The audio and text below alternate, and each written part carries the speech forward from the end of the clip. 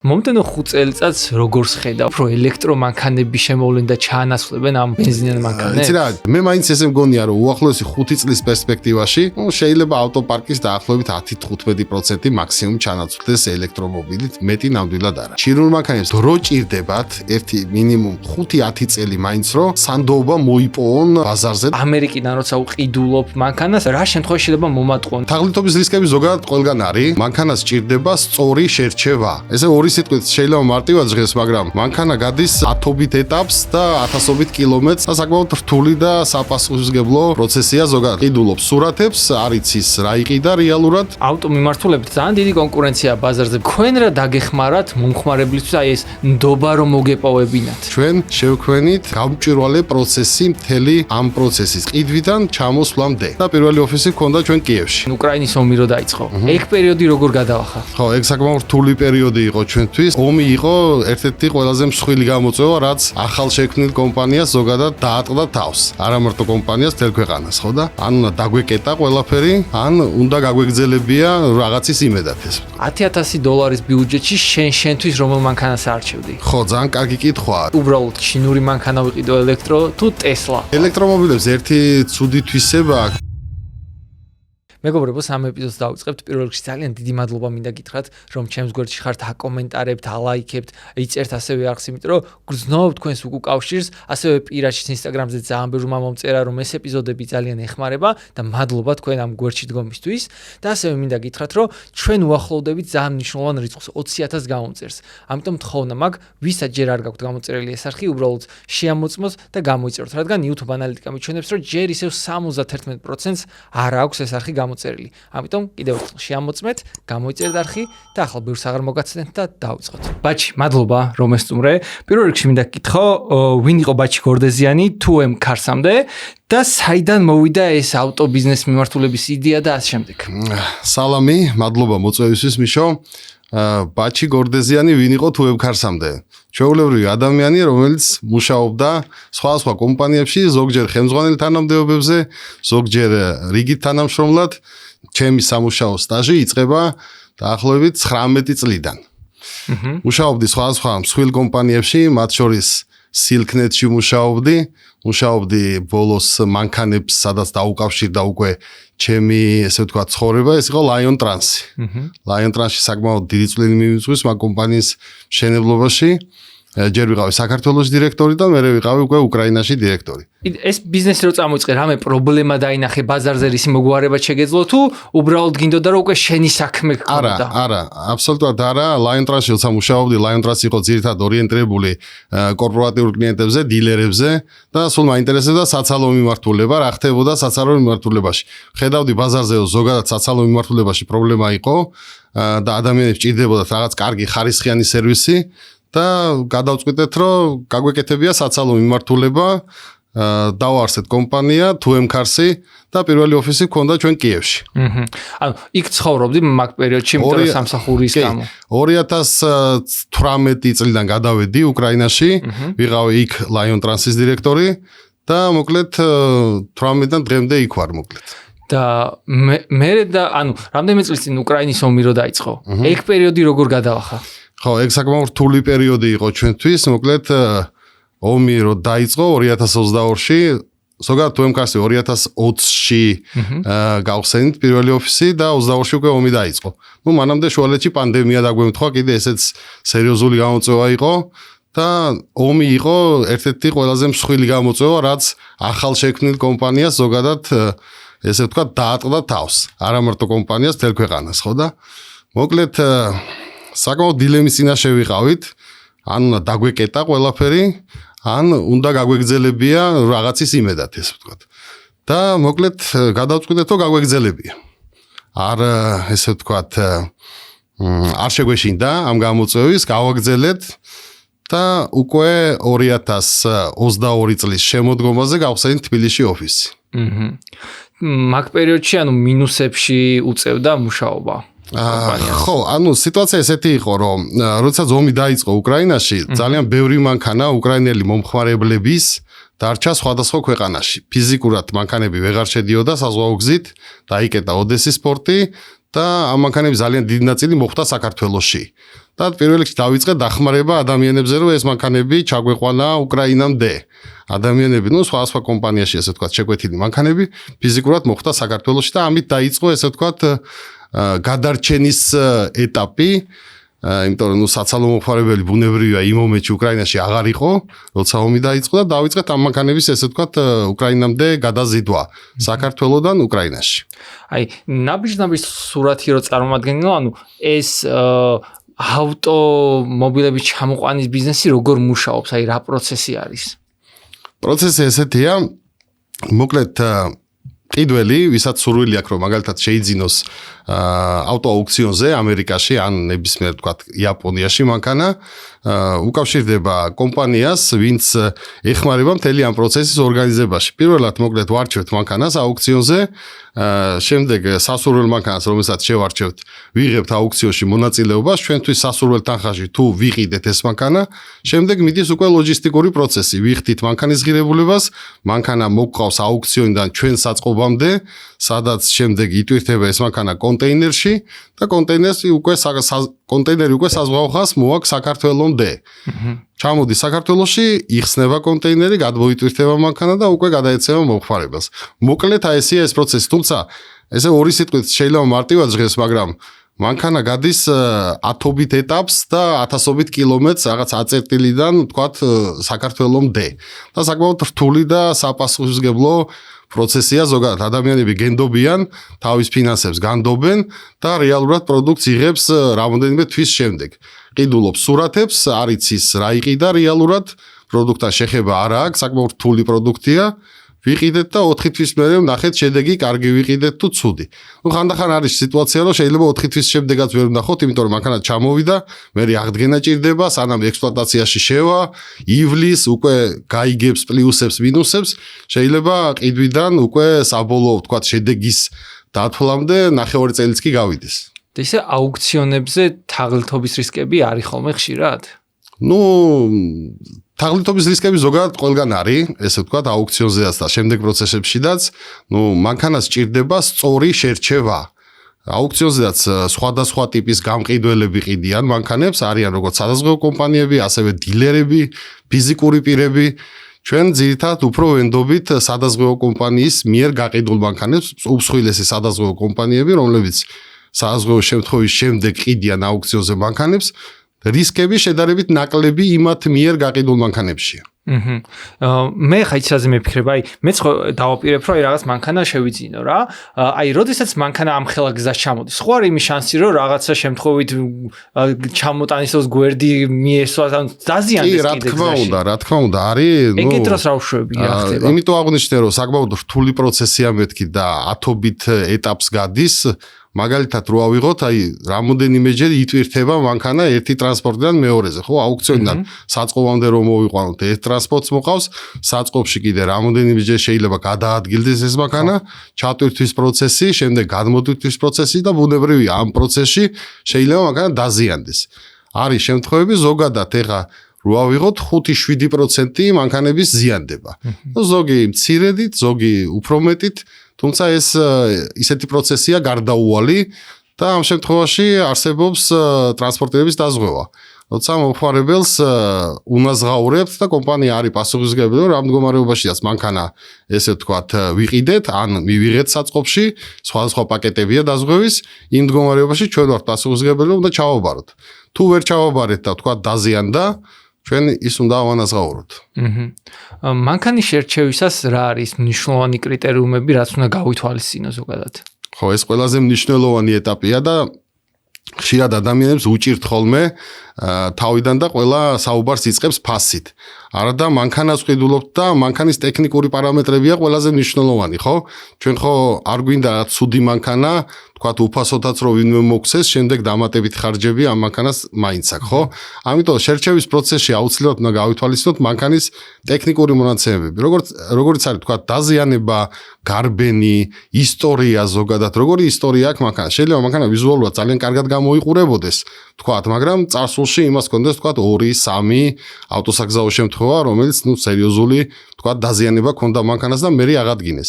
ამიტომ ძალიან ყურადღებით უნდა როგორც ისტორიას, ასევე არსებულ მდგომარეობას შეფასება და პროფესიონალი ადამიანები სწორად აფასებენ ამ ყველაფერს და ამაშიდაც არის რისკები, იმიტომ რომ ფოტოებით არ შეიძლება 100% სიზუსტით ყველაფერი შეაფასო, ყველა რისკი გაითვალისწინო და შეიძლება იყოს მაინც ისეთი რისკი, რომელსაც უბრალოდ წინასწარ ვერ გათვლი. აი მაგალითად მანქანის აღწერა ვნახეთ, რაღაცები ეწერა, ისტორიას სიტყვაზე შეიძლება რომ ეგ ისტორია საერთოდ გაყალბებულიც იყოს? არა, იშვიათ შემთხვევაში გაყალბებული ალბათ უფრო არა, ესე უნდა ვთქვათ, იმიტომ რომ ისტორია არის რამოდენიმე ესე ვთქვათ წყარო, სადაც შეგვიძლია მანქანის ისტორია ვნახოთ. ერთ-ერთი ყველაზე მსხვილი ბაზა არის Carfax-ი და AutoCheck-ი, ეს არის ამერიკაში მონაცემების მოგროვების სისტემა, სადაც ფიქსირდება რამდენი მფლობელი ყავდა, როგორი გარბენი ქონდა, როგორ გადიოდა სერვისებს, რამდენი ავტოსაგზაო შემთხვევა ქონდა და ეს ისტორია მოკლედ ამ Carfax-ში არის დაფიქსირებული. თუ სწორად წავიკითხავთ ამ ისტორიას და არის ჩანაწერები, მაგ შემთხვევაში იმის რისკი რომ რამე ვთქვათ იქ გაყალბებული იყოს უფრო ნაკლებია. თუმცა არის ისეთი შემთხვევები, როდესაც უბრალოდ არაფერი არ წერია ისტორიაში და ამ შემთხვევაში უკვე ჩავთვალოთ რომ გაყალბებული არა, უფრო ისეთი სიტყვა უბრალოდ არ არის მონაცემი დაფიქსირებული, მაგრამ ამ დროს რაღაც მოხდა. იყო ავტოსაგზაო შემთხვევა მაგალითად, არ გამოიძახეს პოლიცია, არ გამოიძახეს სადაზღვევო კომპანია, მფლობელმა წაიყვანა ეს მანქანა თავისი ვთქვათ ხარჯებით აღადგინა და ეს არ მოხდა ამ რეპორტში. ბუნებრივია ამ დაზიანების შესახებ ინფორმაციას ვერ გავიგებთ.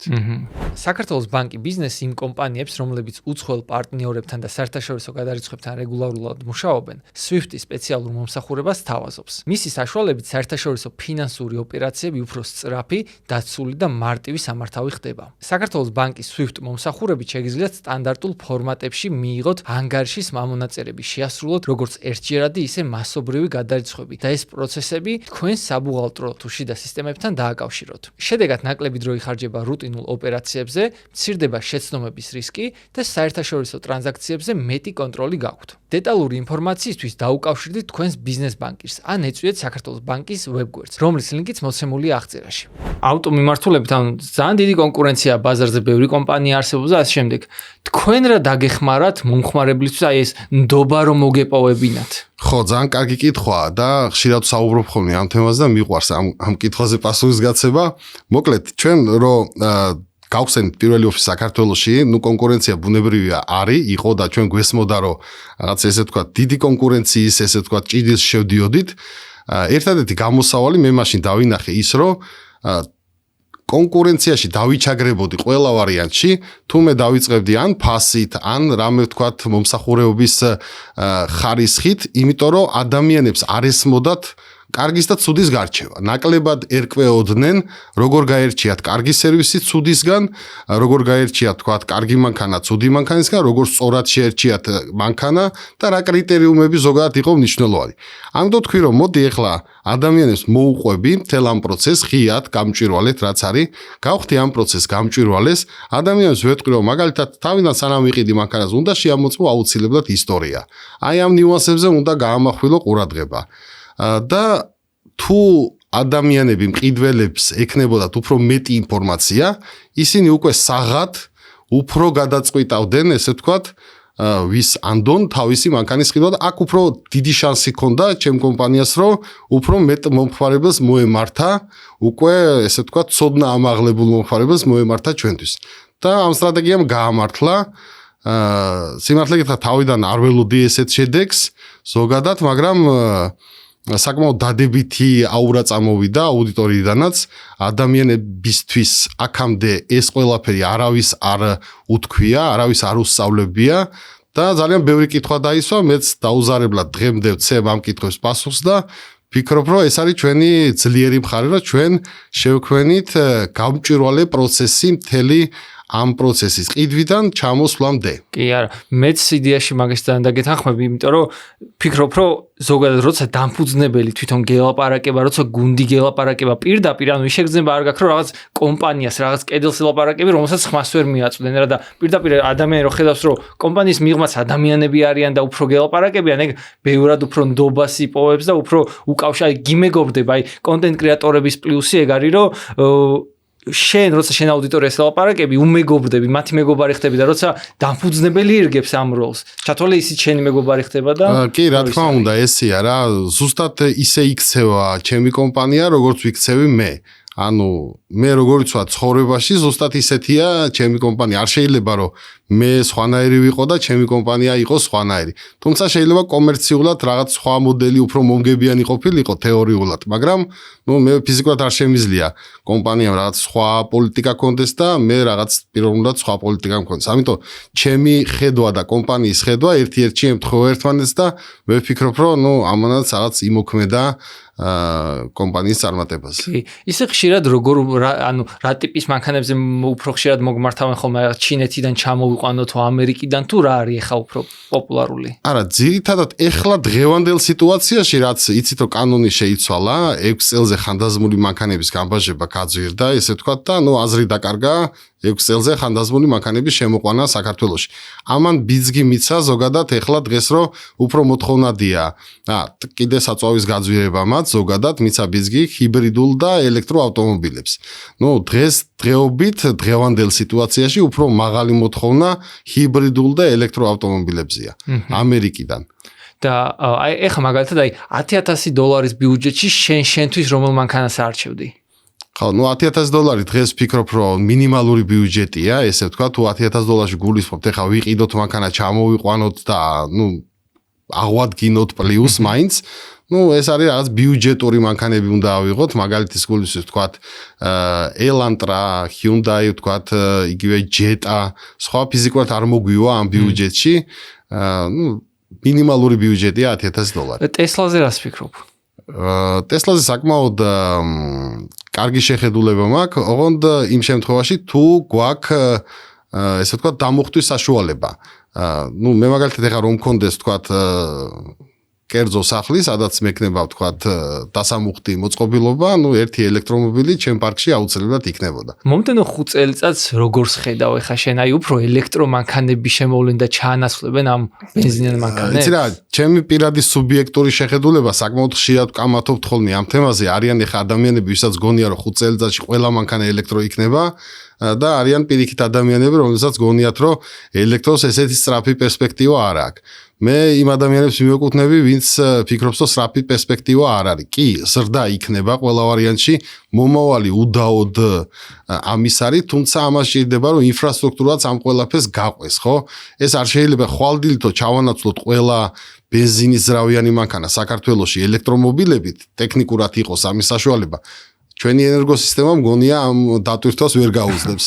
ხო, ამიტომ ეს ყველაფერი ერთმანეთს დამტენიც არ იქნება ფიზიკურად მაგდენი საქართველოში. ამიტომ ეს ფიქრობ უფრო შორი პერსპექტივაა და წლების მანძილზე ნელ-ნელა ეტაპობრივად ალბათ უნდა ჩანაცვლდეს. ისე ჩვენთან რეალურად ეგ ტრენდი, მაგალითად კრიპტოვალუტის თემა, მაინინგის ამბავი რო იყო, ეგეც იმიტომ იყო პოპულარული, რომ დენი იყო არის იაფი რა ჩვენთან საქართველოში და მაგანაც ხო არ გამოიწვია ელექტრომანქანების პოპულარიზაცია და შეიძლება მომავალში გაძვირდეს კიდე. არ მგონია, უფრო ტრენდია, ესე ვთქვათ, ყველა ხვდება რომ რაღაც მომავალი ელექტრომანქანების არის და ამაზე არავინ არ დაობს და არ კამათობს, თუმცა აი ნაწილზე რაც წინ თქვი რომ შევძლებ თუ არა ხვალ დავაკმაყოფილოთ ყველა ელექტრომობილი ელექტროენერგიით, ამაზე არავინ არ ფიქრობს დღეს. ეტაპობრივად ალბათ მივიღალთ იმ დონეზე. მე მაინც ესე მგონია, რომ უახლოესი 5 წლის პერსპექტივაში შეიძლება ავტოპარკის დაახლოებით 10-15% მაქსიმუმ ჩანაცვლდეს ელექტრომობილით, მეტი ნამდვილად არა. ისე ვარაუდობ, რომ ეხა ხმაური როგორც არის ელექტრომანქანებზე, ეგ ტრენდი უბრალოდ ჩაქრება და ეგეთი ხმაური აღარ იქნება და მე ვფიქრობ, რომ ესე იქნება, იმიტომ რომ ელექტრომობილის რამდენი დადებითი თვისებას აქვს, იმდენი უარყოფითია გვერდზე და ვფიქრობ, რომ ადამიანების ნაწილს, ვისთვისაც არაკომფორტული იქნება ეს პროცესი, შეიძლება ყავდეს ერთი ელექტრომობილი, მაგრამ გვერდზე ყავდეს მეორე ესე ვთქვათ, შიდაწვის ძრავიანი მანქანა. და მომხმარებლისთვის როცა ფიქრობს არჩიოს ბენზინი ჰიბრიდი თუ რაღაცა ელექტრომანქანა, რა ფასში არის ხოლმე ყველაზე კარგი ვარიანტი, როცა ელექტროს ურჩევენ უფრო ვიდრე სხვას? ხო, ესე ცოტა რთული იქნება ამ კითხვაზე პასუხის გაცემა. საშუალო ბიუჯეტი ხა $10,000 ფარგლებში რო ავიღოთ, ელექტრომობილის ყიდვაც შეიძლება და ჰიბრიდის ყიდვაც შეიძლება. მე ყოველთვის ესე ურჩევ ხოლმე ადამიანებს, რომ თუ გაქვს საშუალება რომ თქვა დამუხტო, ან კიდე ყავს მეორე მანქანა და ეს ელექტრომობილი უბრალოდ გჭირდება რაღაც კონკრეტული ბიზნისის, რომ მაგალითად ქალაქში გადაადგილდე. მაშინ შეიძლება იყიდო ელექტრომობილი. თუ ერთი მანქანა ყავს და არც დამუხტვის საშუალება არ გაქვს და თან პლუს კიდე ქალაქგარეთაც გიწევს სიარული, ну მაშინ ჰიბრიდი ჯობია. ჰიბრიდი მე ვფიქრობ დღეს უფრო ოპტიმალურია, ესე ვთქვათ რა. ისე მე ვფიქრობ ზოგადად აი ელექტრომანქანა როცა ადამიანს უნდა რომ მაქსიმალურად ბიუჯეტურად შეიძინოს, ყველაზე კარგი ვარიანტია, იმიტომ რომ რეალურად ჩვეულებრივი მანქანა რო იყიდო, მაგას მე იმდენი ხარჯები მოულის კუთხით, რა ბენზინი რაღაცა, იმდენი ხარჯი ექნება, რომ საბოლოოდ ჯამი რო დააჯამო, ელექტროს თანხაზე შეიძლება ახვიდე მაგალითად, ჩვეულებრივი მანქანა რაღაც 7000-ად, 8000-ად, 9000-ად რო ვიყიდო, მაგას მე რჩენია წავამატო და 15000-ად ელექტრო ჩამოვიყვანო, იმიტომ რომ საბოლოო ჯამში ხარჯის კუთხით, აი 1 წლიან პერსპექტივაზე რო შევხედო, ალბათ იგივეზეა. ელექტრომობილებს ერთი ცუდი თვისება აქვს, რომ მე ლიკვიდური უფრო რთულად არის, ვიდრე ვთქვათ ჰიბრიდული ავტომობილი. ეს გრძელვადიან, ну გაყიდვის მომენტი, როცა დადგება 5 წლის შემდეგ, რაფაში გაყიდი ელექტრომობილს, აი ეგ არის კითხვა. დღეს მივეცით თქვა 15, მაგრამ 5 წლის მერე თუ 5-ში გავყიდეთ, არ გვინდა ეგეთი ეკონომია, ხო? ეს ესეთ მსხვილ მასშტაბში არავის არ დაუთვლია და ამას გვიჩვენებს ალბათ უფრო დრო. ეხლა რომ დავიწყოთ ჩვენ რაღაც ექსპერტობა და თქვათ რომ ეს ესე იქნება დაზუსტებით, ხო? ну ცოტა რთული სათქმელია, მაგრამ დრო გვიჩვენებს, რამდენად ლიკვიდური იქნება ეს მანქანები 10 წლის შემდეგ პირობითად და რამდენად ლიკვიდური იქნება იგივე მანქანა, თქვათ ჰიბრიდული ძრავით, ხო? ერთ და იგივე საფასო კატეგორიის მანქანა. მე ვფიქრობ, რომ ლიკვიდურობაში ექნება პრობლემა ელექტრომობილებს. ისე დღეს რომ თავი დაიწყებდე ამ საქმიანობას, რას გაითვალისწინებდით? აი რა იქნებოდა კაირო თავიდანვე გწოდნოდა? ერთადერთი ეხა ჩვენ სერიოზული გამოწვევა ამ კანონის ცვლილების შემდეგ გვაქვს, ესე ვთქვათ, მოცულობები შეგვიმცირდა მინიმუმ 50-60%-ით და ესეთი ცვლილებები, როდესაც არის ხოლმე, კარგია, რომ ბიზნესმა ზოგადად იცოდეს თავიდანვე, რომ რაღაც 1 წლის პერსპექტივაში რაღაც ესეთი ცვლილება იგეგმება. ეს კონკრეტული ცვლილება ჩვენთვის იყო სიურპრიზი, თებერვალში გავიგეთ, რომ ესეთი ცვლილება იგეგმებოდა და ну უბრალოდ ფიზიკურად გადაწყობასაც ვერ მოვასწრებდით, ესე ვთქვათ, პირდაპირ შევეგებეთ ამ პრობლემას რა. დაახლოებით მსგავსი, როცა მსგავსი ცვლილებები ხდება, წინასწარ თუ ვიცით, კარგია და უფრო უკეთესად მოვემზადებით, ну სამწუხაროდ დღეს ესე მოხდა. ისე მინდა ეხლა ცოტა წარსულში გადავეშვათ და მაინტერესებს შენი ბავშვობა. როგორი ბავშვობა გქონდა, რაზე ოცნებობდი და როგორი ბავშვი იყავი ზოგადად? ხო, ბავშვობას რაც შეეხება, ну ალბათ მე დავიბადე ზესტაფონში. ზესტაფონში დავამთავრე სკოლა და ну სკოლა როდესაც დავამთავრე, სტუდენტი გავხდი, მე წამოვედი თბილისში და იმის შემდეგ თბილისში ესე ვთქვათ ცხოვრობ და ჩემი ოცნება სულ და მიზანი იყო, რომ რაღაც გუნდი შემეკრიბა. იმიტომ რომ სულ რაღაც მიყვარდა ხოლმე ადამიანებთან კომუნიკაცია, ესე ვთქვათ, რაღაც ლიდერის პოზიცია ცოტა ესეთი მსხვილი ნათქვამია, მაგრამ ну მიყვარდა ხოლმე რაღაც ადამიანების გარშემო შემოკრება, ესე ვთქვათ რა. და დღესაც ეს არის ჩემი ოცნება, რომ შევძლო რაც შეიძლება ბევრი ადამიანი ერთად შევკრიფო, ეს ადამიანები იყვნენ რაღაც ღირსეულ გუნდში და ამ ადამიანებს ჰქონდეთ ის ყველაფერი საშუალება, რომ თავისი თავის რეალიზაცია მოახდინონ იქ, სადაც იქნებიან. ვა. ძალიან საინტერესოა. და ბავშვობაში სიტყვაზე გიფიქრია, რომ აი ერთ დღეს მე რაღაცა ბიზნესი მექნება ავტომიმართულებით. არა, სიმართლე გითხრა, არა, ეხლა რაღაც ავტომიმართულება საერთოდ ძალიან ბოლოს შემოვიდა ჩემ ცხოვრებაში, რაღაც ბავშვობიდან ავტომიმართულება არ იყო ჩემი ოცნება, თუმცა რაღაც ბიზნესის მცდელობები მქონდა ხოლმე შიგადაშიგ, ესე ვთქვათ რა, ეტაპობრივად. ხო, რაღაც მინდოდა რომ რაღაც მეკეთებია ხოლმე, თუმცა რაც ესე კონკრეტულად ავტომიმართლებით ნამდვილად არა. აჰა, ისე როგორი მოსწავლე იყავი?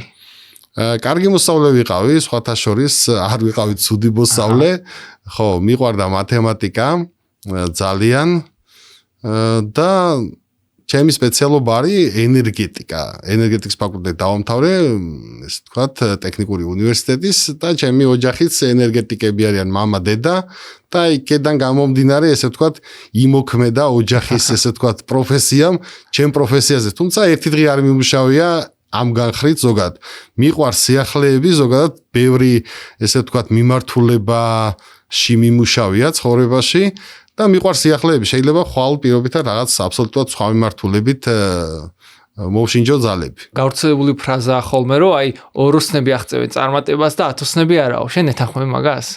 ხო, ну, შეიძლება ნაწილობრივ კი, ნაწილობრივ არა.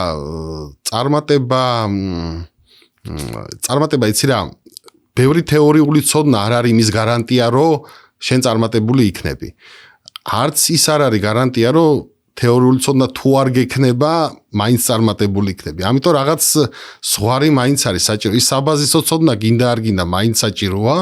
თუმცა ის ადამიანები, ვიზედაც შენ ამბობ, რომ ოროსნები აღწევენ წარმატებასო, ისინი ალბათ უფრო მეც რისკავენ და ამ რისკის ხარჯზე აღწევენ წარმატებას, ვიდრე რამე თავისი, ესე ვთქვათ, ცოდნა გამოცდილების ხარჯზე.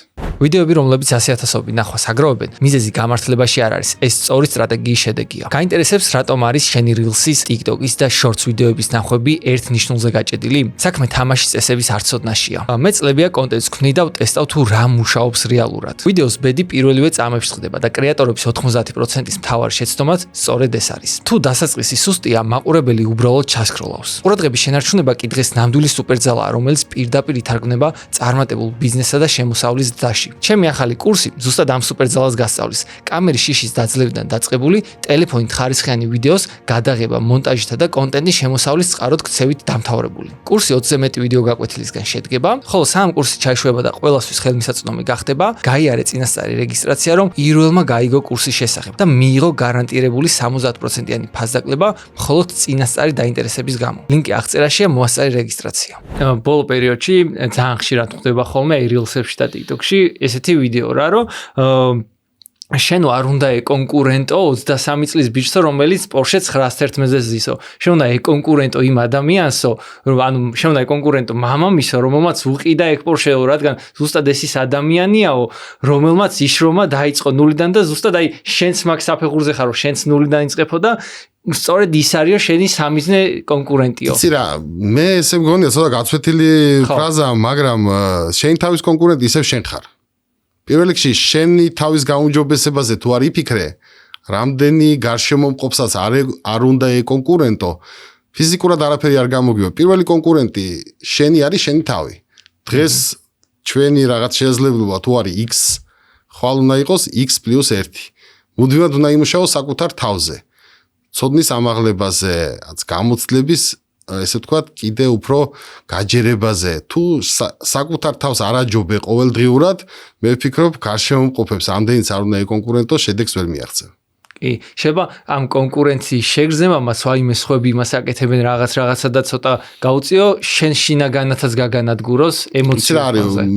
ფიქრობ, რომ ხშირ შემთხვევაში ესეა. როცა კონკურენციას გარეთ ხედავ და რაღაც ორიენტირებული ხარ მაინდა-მაინც რომ აი იმ ადამიანს აჯობო, შეიძლება უფრო ბევრი შეცდომა დაუშვა და უფრო ვერ აჯობო, ვიდრე როცა ორიენტირები საკუთარ თავზე და შენი საკუთარი შედეგების გაუმჯობესებაზე იმუშავებ. ეს რაღაც კითხავ, რას ურჩევდი შენ შულს, რომელიც გკითხავს, აი როგორ მივახციო წარმატებას? ჩემ შვილს ურჩევდი, რომ უნდა იშრომოს ბევრი პირველ რიგში. შრომის გარეშე წარმატება არ მოვა, ყოველდღიური შრომა ჭირდება და კიდე ერთი მომენტია, რომ დისციპლინაც ჭირდება. დისციპლინა პლუს შრომა, ჩემი აზრით ეს არის ფორმულა წარმატების.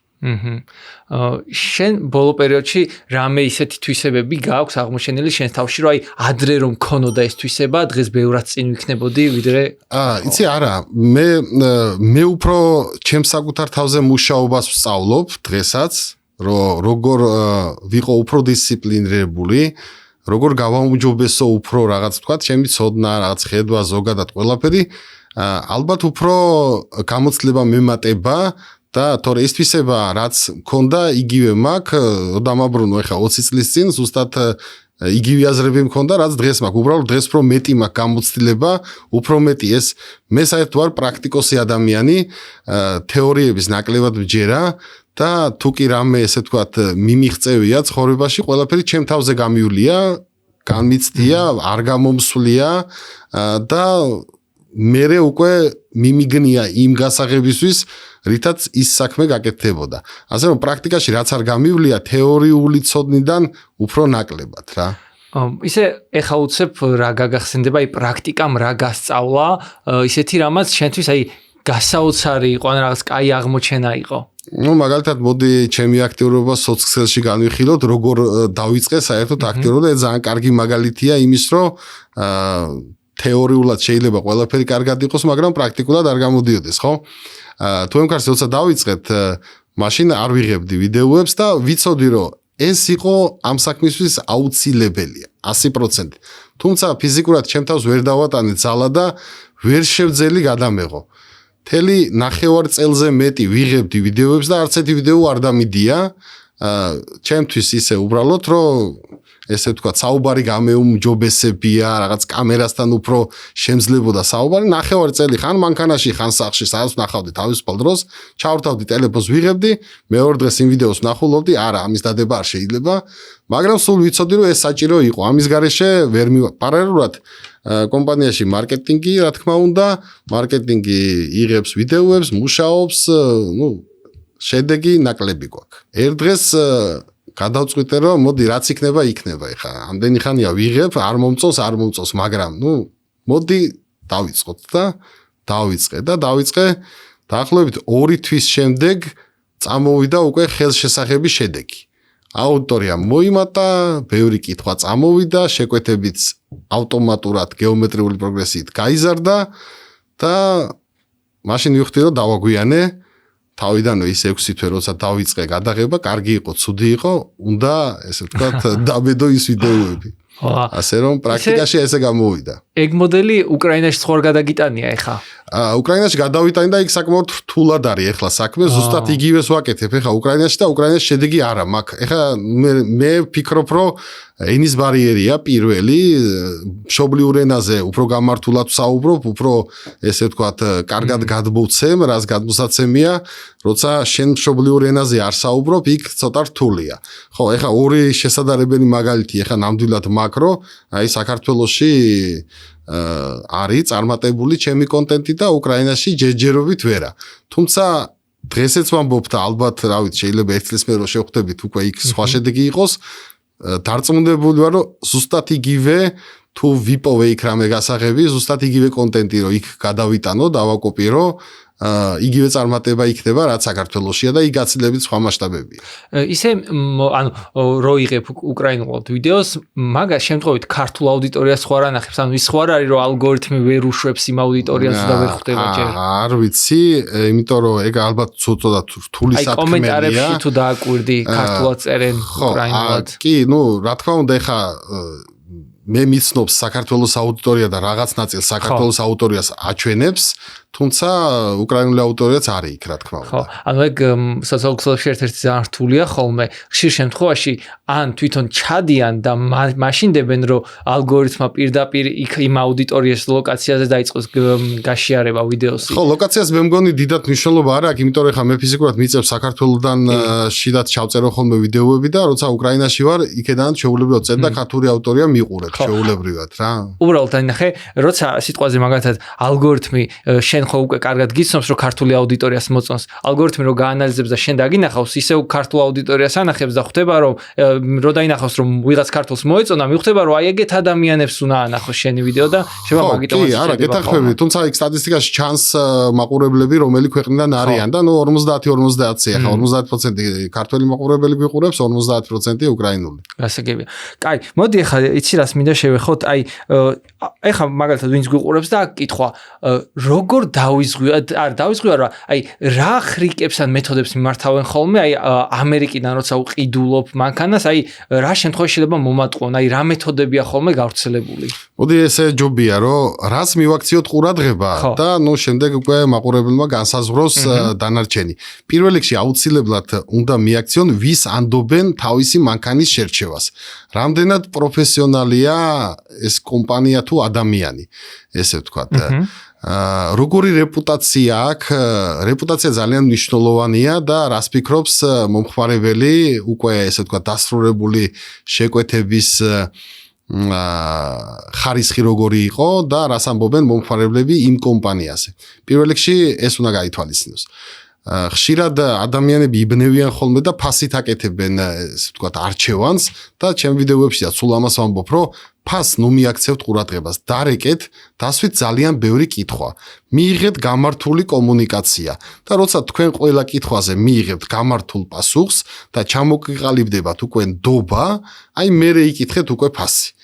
თავიდან დღეს რეკლამებში ხშირად შეხვდებით ხოლმე რაღაც კონკრეტული ფასი, ყველაზე მინიმალური და ადამიანები როგორც წესი ამ ფასზე ესე ვთქვათ ეს ფასი მოწონთ და ამ ფასის გამო მიმართავენ ხოლმე და მერე შედიან მოკლედ ისეთ ზაბრში რომ იქიდან უკვე გამოსვლა უჭირთ და ამიტომ ჩემი რჩევა პირველი არის რომ ყოველთვის თავიდან დასვით ძალიან ბევრი კითხვა კომპანიის თუ დილერის რეპუტაციას მიაქციეთ ძალიან დიდი ყურადღება და მერე მიიღეთ გადაწყვეტილება ვის ანდოთ თქვენი მანქანის ესე ვთქვათ შერჩევა და ჩამოყვანა.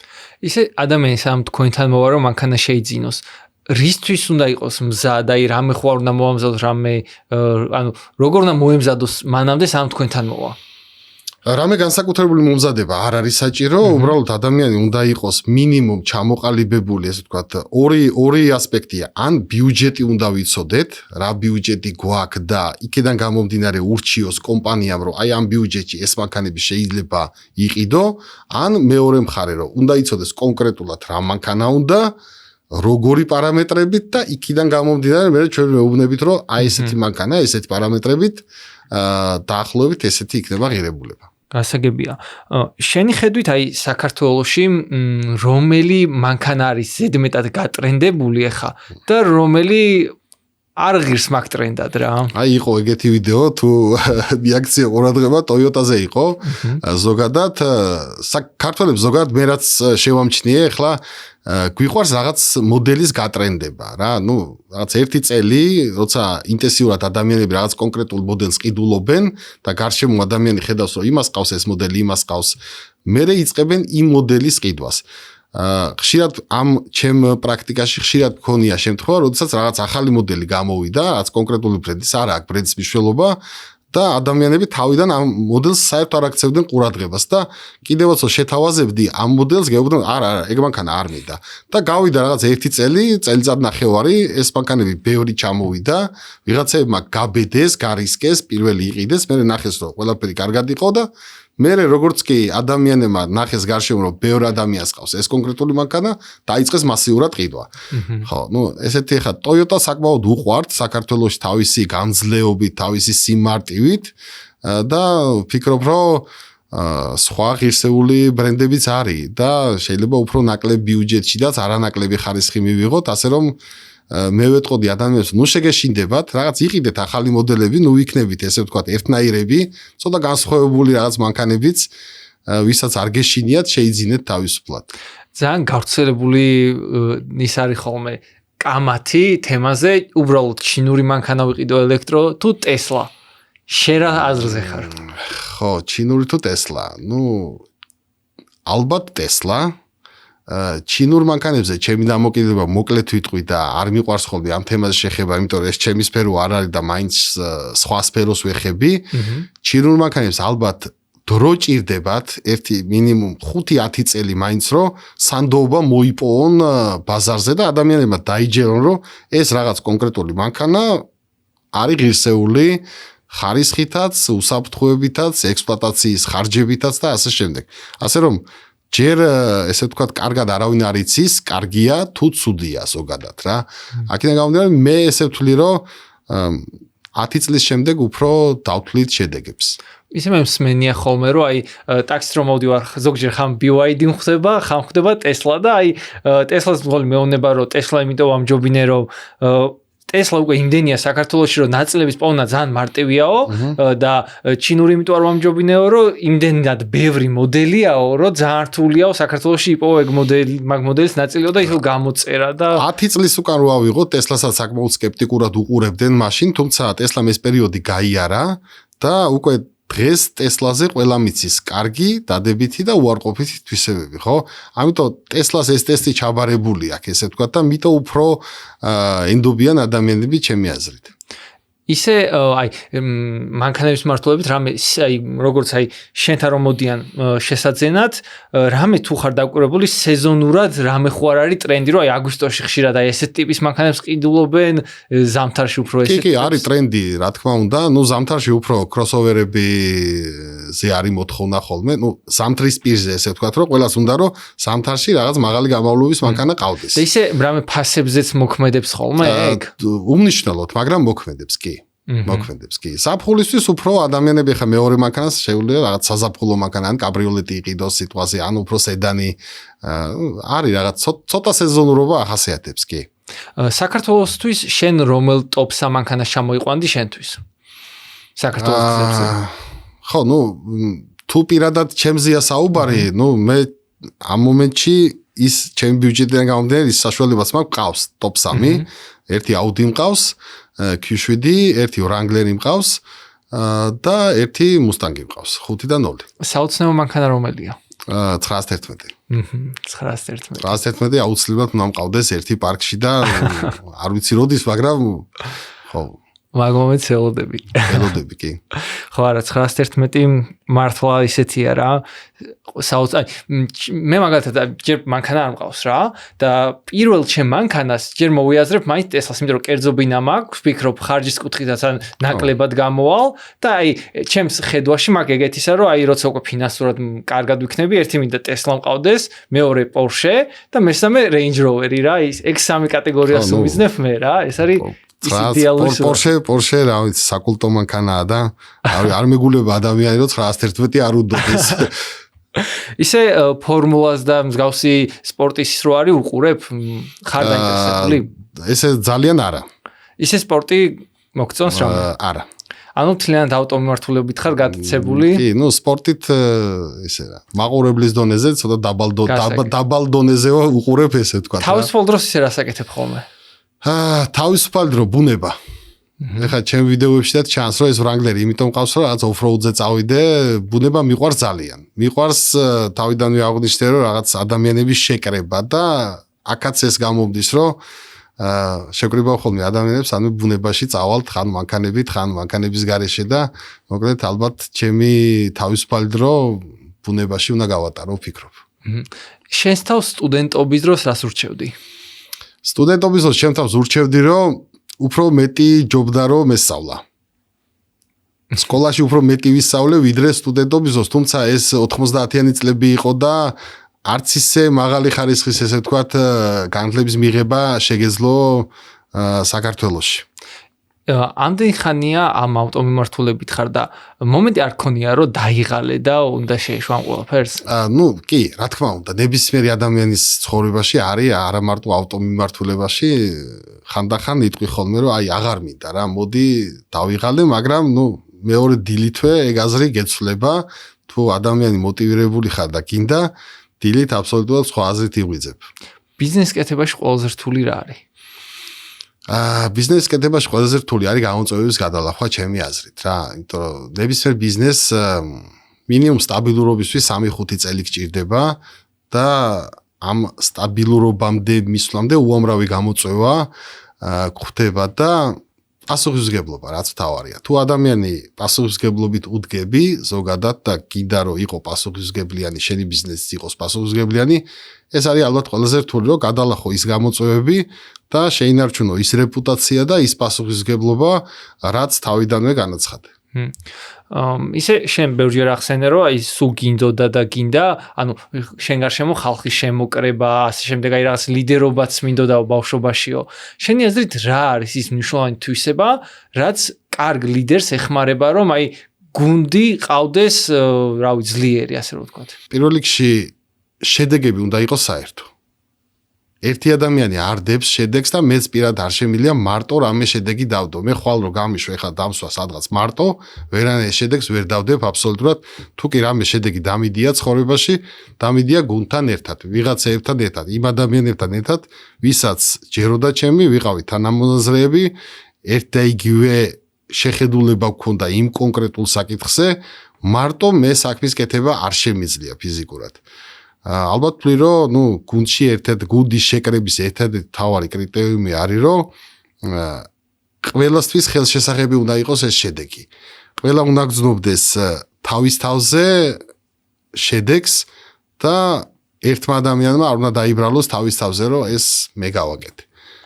კარგიც და ცუდიც გუნდის დამსახურება, ბიზნესი იგივე სპორტია, აი სპორტი ახსენე და იგივე სპორტია და სპორტში თუ ყველა მოთამაშე, მაგალითად კიდ ფეხბურთი ავიღოთ, კიდ რაგბი ავიღოთ, არ არის მოტივირებული მოგებაზე, გუნდი ვერ გაიმარჯვებს. ერთი მეკარე მარტო ვერ მოიგებს მატჩს, ხო ესეა.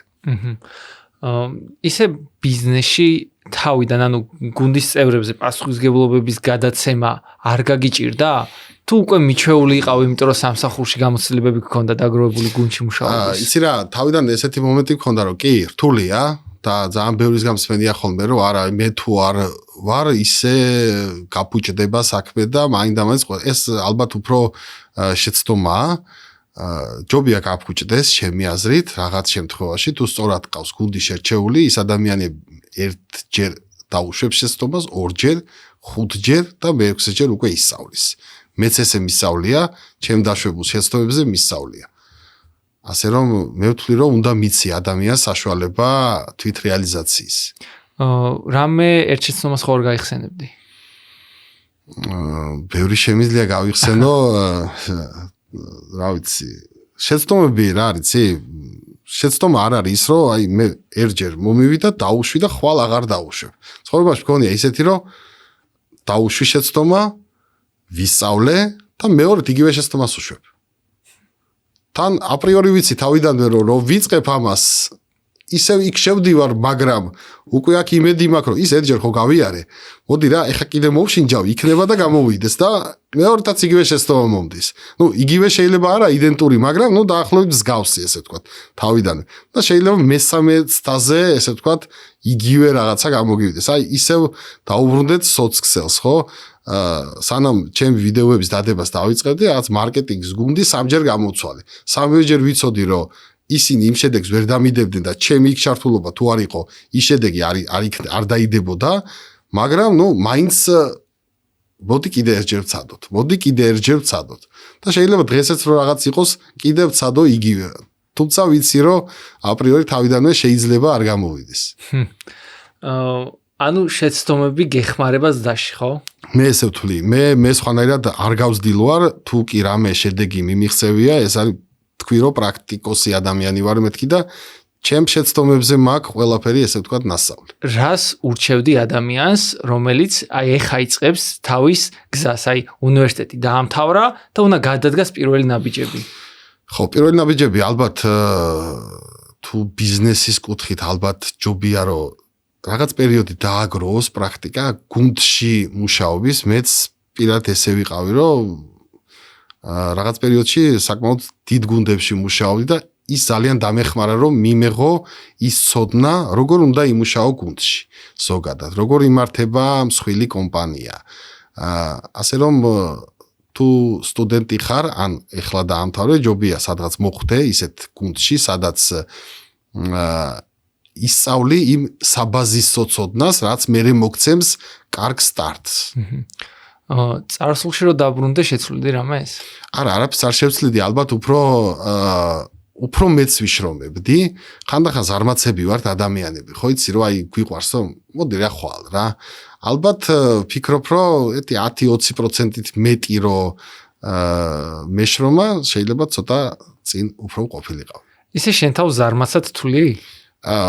ყველას გვაქვს დებისმიერ ადამიანს ხა არ მეგულება ადამიანი რომ ზარმაცი არ იყოს ხო რაღაც დონეზე პლუს მინუს ყველა ვართ ზარმაცები კი რა თქმა უნდა და გაქვს რამე მეთოდები აი როგორ უმკლავდები რასეოვნები ხოლმე ეგეთ რო შენს თავს ნუ თუ ხშირად იგებს ხოლმე ხო იგებს ხოლმე ალბათ უფრო იგებს ხოლმე და იცი რა თუ არ გინდა რომ გამოვიდეს არ გამოვა მიზეს ყოველთვის მოძებნი რომ არ გამოვიდეს ამიტომ ჩემ თავზე ესე ხშირად მქონია რომ რაღაცა ვიცი რომ გასაკეთებელია მაგრამ ეგრევე ვეძებ გვერდზე მიზეს რომ რატო არ უნდა გავაკეთო ეს არა და ვიცი რომ აუცილებლად გასაკეთებელია და როცა უკვე ჩავთვლი საჭიროდ რომ აღარ უნდა ვეძებო მიზეზი და უნდა ავდგე და გავაკეთო, აი მაშინ გამოდის ხოლმე საქმე. წინა ეპიზოდი რო ჩავწერე, ეგეთი დიალოგი მქონდა ერთ-ერთ ბიზნესმენთან, რომ მან მითხრა, რომ რაღაც პერიოდიო იმდან ყველაფრით მე ვიყავი დაკავებული, რომ გადავიწვიო და ფსიქოლოგიურად ძალიან ძლიერად იმოქმედა ამ ყველაფერმა ჩემზეო. შენ გქონია ეგეთი პერიოდი? კი, მქონია და შეიძლება დღესაც მაქვს ხოლმე და მე მეხმარება მოძრავი ადამიანი ვარ, სულ დავდივარ. აი ხა უკრაინაში ვარ თქვათ 3 თვე, მე ჩამოვალ 2 თვე საქართველოში, შეიძლება რაღაც 2 კვირა წავიდე თქვათ სომხეთში, სადაც ეხა ჩემი ბიზნესი სადაც არის გაშლილი და კიდე სხვაგანაც მოგზაურობ ხშირად და ეს მოძრაობა მეხმარება ეგეთი პერიოდების გადალახვაში, ესე ვთქვათ რა. რო არ მოძრაობდე და მაგალითად ეხა სულ თბილისში ვიყო, ჩემი თქვათ და წელიწადში რაღაც 2 კვირა გავდიოდე, შვებულებას ვიღებდე, ესე ვთქვათ, ალბათ ვერ გაუძლებ. მე მეხმარება ეს ჩემი მოძრაობა, ესე ვთქვათ, რაღაც უფრო ესე ავაწყე ჩემი ცხოვრება, რომ რაღაც არ ვარ ერთ სამუშაო ადგილზე კონკრეტულზე მიჯაჭვული, ჩემი საქმე შემიძლია ნებისმიერი წერტილიდან ვაკეთო, პლუს მინუს, რა თქმა უნდა და აი მაგ პერიოდების გადალახვაში მეხმარება ეს მოძრაობა. გასაგებია. ეხლა ნელ-ნელა ბოლოში გავდივართ რა და ეგეთი რაღაც მინდა კითხო. შენი აზრით რა არის ის მნიშვნელოვანი საკითხი, რაზეც დღეს უნდა გვესაუბრა, მაგრამ არ გვისაუბრია? მოდი ესე ვთქვათ რა. ისევ გუნდს რო დაუბრუნდეთ რა, იმიტომ რომ ჩემს ძალიან მნიშვნელოვანია გუნდი და კიდე მოდი ის თემა განვავრცოთ, გუნდის თემა. სულ მუდმივად ვარ ისეთი ადამიანების ძიებაში, ვინც ამ გუნდის ღირსეული წევრები იქნება და მე მინდა ვთხოვ, ვინც გვიყურებს ზოგადად რა. არ გაიტეხონ გული თუ სადღაც მივიდნენ გუნდში პირობითად რაღაც თქვათ სათანადოდ ვერ დააფასეს, რაღაც თავისი პოზიცია ვერ იპოვეს, ან რაღაც თქვათ ის არ გამოდგა როგორც ეგონათ და მოლოდინები ცოტა სხვა ქონდათ და რეალობაში სხვა არ დანებდნენ, ეძებონ მუდმივად ისეთი ადგილი, სადაც იქნებიან კომფორტულად. პირველ რიგში უნდა იყვნენ კომფორტულად და არ შეეშინდეთ, რომ ერთ დღეს თქვა, რომ მოდი აღარ მინდა რა. და აგერ წავალ სხვა რამეს მოვშინჯავ, ესე ვთქვათ. ხშირად აქვთ ხოლმე ეგ პრობლემა და მეც პირადად აი ძალიან ხანდახან მიყვარს ხოლმე ამის კეთება, რომ მოდი ვთქვა, რომ გავანულო ეხა ყველაფერი და თავიდან დავიწყო. ხო დარწმუნებული ვარ, რომ გავაკეთებ რა. ამიტომ ახალგაზრდებს და სტუდენტებზე გქონდა საუბარი, ხშირად მეც მქონია ეგ შემთხვევა, სადღაც მივედი, მუშაობდი, რაღაც არ იყო კომფორტული ჩემთვის, მაგრამ მუშაობდი, იმიტომ რომ მჭირდებოდა ფინანსებიდან გამომდინარე, ხო? დღეს ვფიქრები, რომ რო წავსულიყავი იმ მომენტში შემეცვალა ყველაფერი, რა შეიცვლებოდა? ზუსტად იგივეს ვიპოვიდი, მაგრამ ცვლების მეშინოდა. ალბათ. მე ვეტყოდი ადამიანებს, რომ ეძებონ ისეთი ადგილი, სადაც იქნებიან კომფორტულად და ნუ შეეშინდებათ ცვლილებებს. გასაგებია. და პოდკასტში მაგ ტრადიცია ბოლოს სტუმარი მომდენო სტუმარს უტოვებს კითხვას. და შენ შეხვდა ეგეთი კითხვა. დღეს იდეაში ბევრჯერ შევხედე ახალგაზრდებს და ეს კითხვაც მათზე არის. რას ურჩევდი 20 წლის ადამიანს? წინა ესე ვთქვათ, ჩემი პასუხი იყო, ურჩევდი, რომ პირველ რიგში იმუშავეთ საკუთარ თავზე. ეძებეთ თქვენთვის კომფორტული ადგილი თქვენ ცხოვრებაში, იმიტომ რომ თუ კომფორტი არ გაქვს და შენ თავის რეალიზაციას არაკომფორტულ გარემოში ფიზიკურად ვერ შეძლებ და დაიძრგუნები. იმუშავეთ ძალიან ბევრი, იმუშავეთ საკუთარ თავზე. საკუთარი შედეგების გაუმჯობესებაზე იმუშავეთ და ნუ შეგეშინდება ცვლილებებს. მადლობა, ძალიან დიდი რომ სტუმრად. ასევე მადლობა მოწვევისთვის. მეგობრებო, მადლობა თქვენს რომ ბოლომდე უყურეთ ეპიზოდს, აუცილებლად მოიწონეთ, გამოიწერთ არხი და შევხვდებით შემდეგ ეპიზოდში.